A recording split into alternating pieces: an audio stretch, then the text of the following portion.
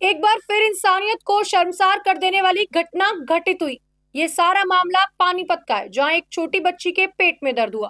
पेट में दर्द हुआ तो उसके परिजनों ने उसे हॉस्पिटल में एडमिट कराया और वहां जाकर जो डॉक्टरों ने बताया उसे सुनकर सब हैरान हो गए।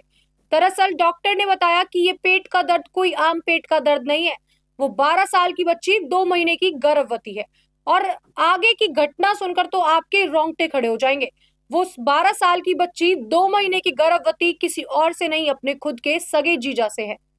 ये सुनकर वहां सब हैरान हो गए। मौके पर ही पुलिस पहुंची और पुलिस के जांच में ये सब पता चला और उसकी मां ने पुलिस से गुहार लगाई, कृपया आप हमारी रिपोर्ट दर्ज ना करें क्योंकि मेरे बेटी के 3 बच्चे हैं। यानी उसने अपने दामाद को बचाने की पूरी कोशिश करी। आइए जानते हैं पूरी घटना। जानकारी के मुताबिक मामला एक गांव के ईच के भट्टे का है, जहां बिहार के शेखपुरा से एक परिवार 1 महीने पहले कमाने खाने के लिए आया था। परिवार यहीं रहकर काम कर रहा है। यहाँ परिवार में महिला, उसका पति, 5 बेटे और बेटियां हैं। उनकी बड़ी बेटी की शादी हो गई है और उसके 3 बच्चे हैं। 2 महीने पहले ये परिवार बिहार में ही रहता था। एक दिन माता पिता धान काटने के लिए खेतों में गए। उस दौरान घर पर सिर्फ 12 साल की बेटी और उनका दामाद अकेला था। तभी जीजा घर में आया और अपनी साली के साथ संबंध बनाए। लड़की ने अपने परिवार को नहीं बताया। अब परिवार पानीपत आ गया है। 2 दिन पहले बच्ची के पेट में दर्द हुआ। उसकी मां उसे नजदीकी सरकारी अस्पताल ले गई, जहां उसके मल की जांच की गई, जिसमें पता लगा कि वह बच्ची गर्भवती है। इसके बाद उसे शहर के सिविल अस्पताल भेजा गया। यहाँ मां ने डॉक्टरों से गर्भपात करने की गुहार लगाई। मामले की जानकारी पुलिस को अस्पताल की ओर से दी गई। पुलिस अब अस्पताल पहुंची और मां ने कहा कि वह दामाद पर कोई भी कार्रवाई नहीं कराना चाहती है।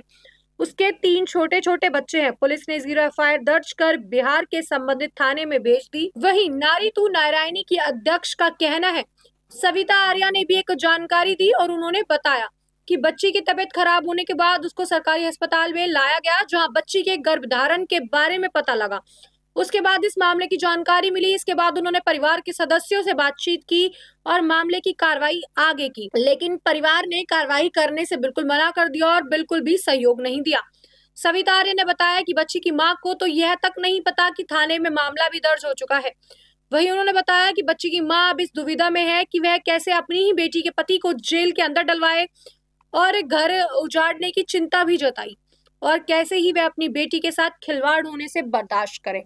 अब ये सारा मामला यहाँ अटका हुआ है कि उसकी माँ इतनी ज्यादा विचलित हो चुकी है कि कैसे वो अपनी बड़ी बेटी का घर तोड़े और कैसे वो अपनी छोटी बेटी को इंसाफ दिलाए। लेकिन वो माँ इतना नहीं समझ पा रही है कि बड़ी बेटी का घर वो नहीं तोड़ रही, बड़ी बेटी का घर उसके खुद के दामाद ने तोड़ दिया। बड़ी बेटी के दामाद यानी उस लड़की के जीजा ने यह तक नहीं सोचा कि ये मेरी बेटी की उम्र की है। दरअसल उसकी बेटी खुद 12 साल की बताई जा रही है।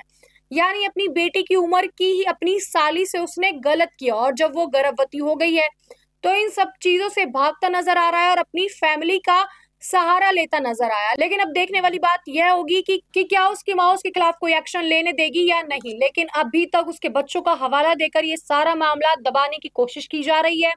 माँ को और अभी तक परिवार वालों को ये ही नहीं पता कि क्या अभी तक रिपोर्ट दर्ज हुई भी है या नहीं।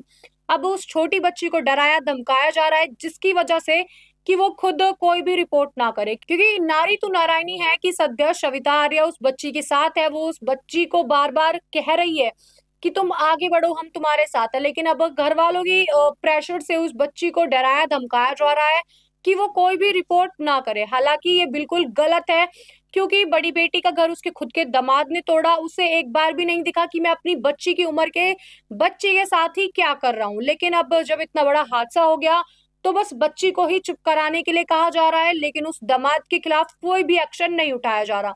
हालांकि ऐसे मामलों में यही देखा जाता है कि बच्चियों को चुप करा दिया जाता है, जिससे उनकी बहनों का या किसी और का घर ना टूटे। क्या आपको लगता है कि ये उस बच्चे के साथ सही हो रहा है? ज्यादा जानकारी के लिए जुड़े रहें हमारे साथ।